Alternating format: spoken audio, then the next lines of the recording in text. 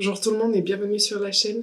Comme il y a quelques jours on a fait un full face petit prix, aujourd'hui on va faire un full face prix de luxe. On va commencer tout de suite. J'avais fait une sélection de produits hier soir avant de me coucher pour que ce matin ça aille un peu plus vite. Mais je suis pas sûre que je vais utiliser ce fond de teint parce que j'ai l'impression qu'il est un peu trop foncé. Mais bon, on va commencer avec le commencement, avec la base. Je vais utiliser la base Mineral Primer Veil de chez Hourglass qui se présente comme ceci, qui a un FPS 15 à l'intérieur et hop, qui est comme ça. C'est une base... franchement, je sais pas trop quels sont les objectifs. J'ai jeté la boîte, mais je trouve qu'elle laisse un fini un peu peau veloutée, peau un peu plus lisse. Et voilà, et elle est, même si elle fait blanche quand elle sort, ensuite elle se fusionne très très bien avec la peau et on ne voit plus rien. Ensuite, donc le fond de teint que j'avais sélectionné, c'était le Ambient Soft Glow Foundation de chez Hourglass en teinte 3. Et je sais pas si ça va être trop foncé. En plus, j'ai une longue journée devant moi.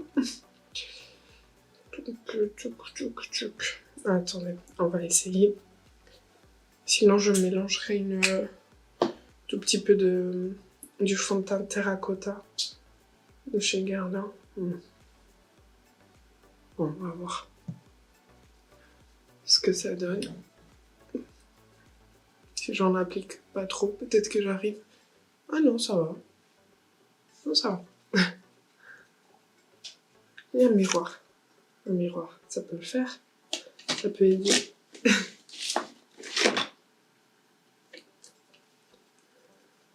J'avais préparé tous les produits hier soir déjà, parce que je me suis dit, comme ça, je n'ai pas besoin de réfléchir dès le réveil.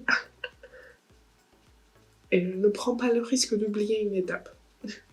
Parce que, je sais pas, mais souvent, j'oublie un truc, principalement le mascara, alors que le mascara finit quand même tout.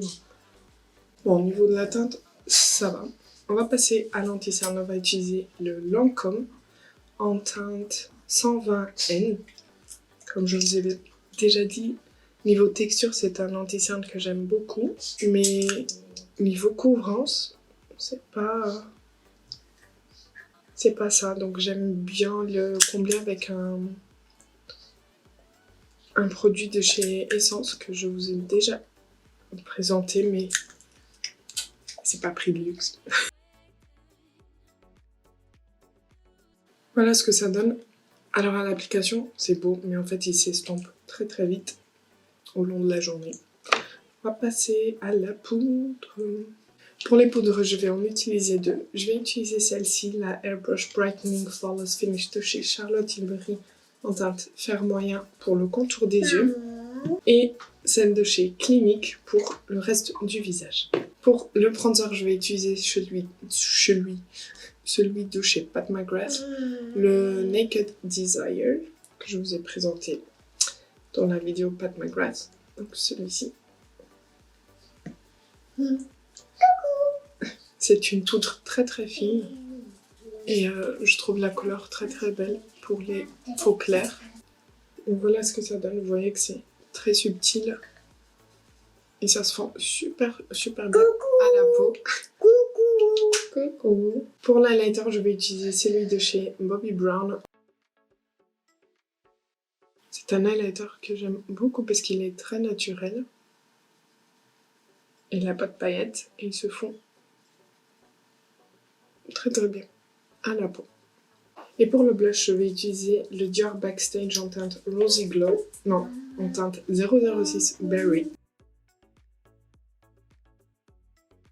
Et là pareil, c'est une poudre très fine. Même s'il a l'air très foncé, je trouve que ils se font très bien. Pour les sourcils, je vais utiliser le Precisely My Brow Pencil de chez Benefit en teinte 3.5 et le 24 Hour Brow Setter qui est mon fixateur préféré. Pour fixer le tout, je vais utiliser le spray Airbrush de chez Charlotte Tilbury.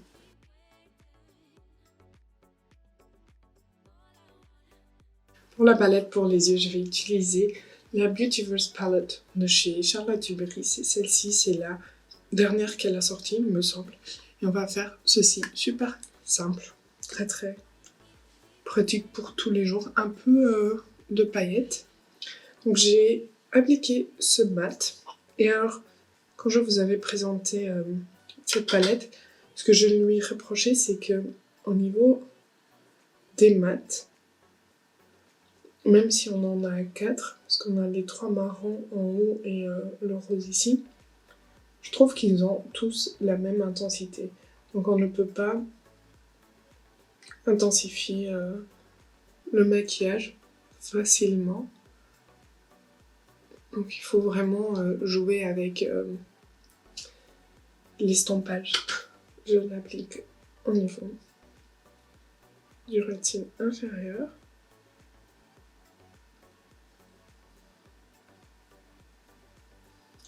Et je viens vraiment prendre le fard comme ça et le poser sans trop estomper pour pouvoir l'intensifier un peu.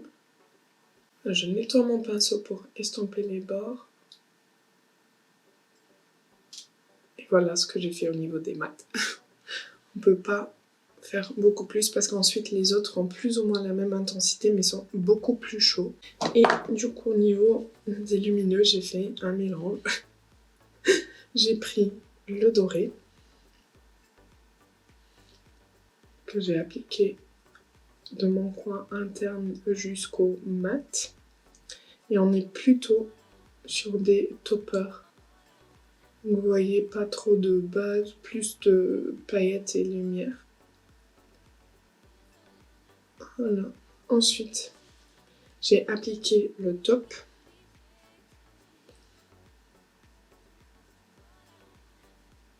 Pareil, sur la même zone. Et vous voyez, ça manquait un peu de lumière. Vous voyez que ici, c'est plus clair. Donc j'ai pris le bleu. Et je l'ai appliqué partout. Vous voyez, direct ça éclaircit tout.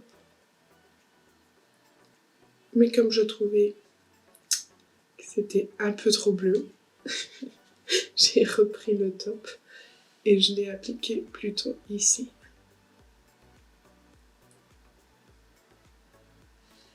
Et voilà, rapide, simple et efficace. Pour le crayon, je vais appliquer en muqueuse supérieure le crayon de chez Indash en teinte Intra. Et en muqueuse inférieure, je vais appliquer celui de chez Linda Alberg en teinte Zero Flash, qui est un peu un doré pailleté. On va voir ce que ça donne.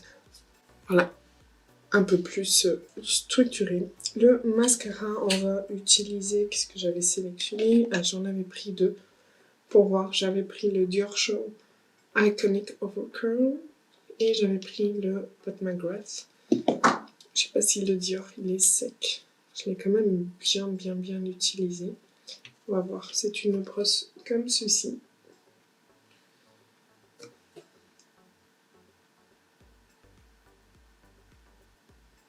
C'est pas un mascara que j'ai beaucoup aimé. En utilisant d'autres, je me suis rendu compte que celui-ci ne donnait pas le volume que j'aime bien avoir. Là, ce que ça donne. Vous voyez, ça passe, mais c'est pas le truc waouh. Bon, je vais faire l'autre côté. Là, voilà où on en est. Et on va passer aux lèvres. Pour les lèvres, j'avais pris le combo Natasha Denona. Donc, comment j'ai dit, Natasha Denona. Le crayon I Need a Nude Lip Crayon en teinte LP2 Ilona. Voilà pour le crayon. Et le rouge à lèvres, c'est le I Need a Nude 23P Averill.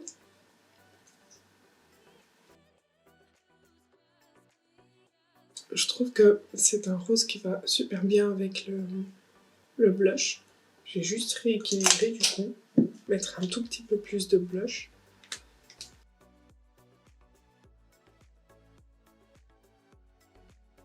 Voici pour cette vidéo, pour ce maquillage. J'espère que ça vous aura plu. N'hésitez pas à me dire quels sont vos produits luxe préférés et ce que vous avez pensé de tout ça.